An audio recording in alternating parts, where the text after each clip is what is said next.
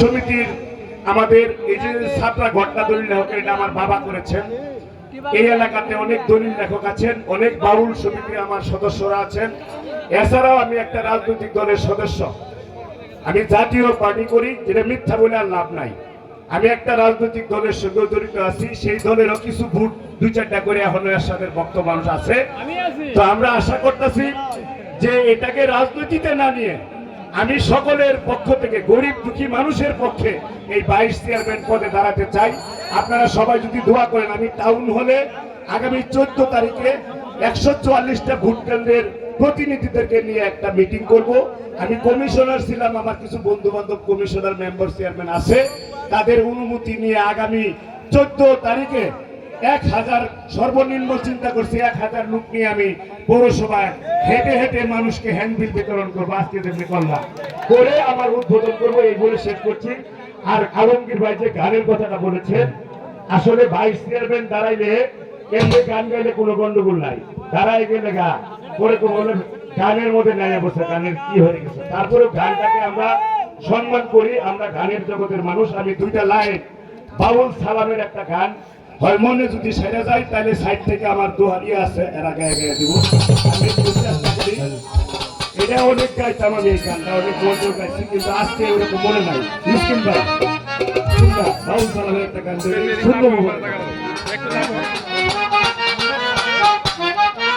এটা দোহারি করবে আমার যারা আছে সহশিল্পী, তারাই করবে।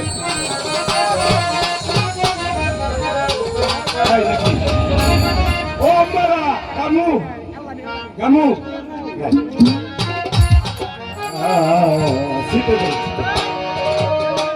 আমারটা একটু আস্তে আস্তে শুরু করে পাবেন না, কারণ আমি তো পাবো না আপনার সঙ্গে।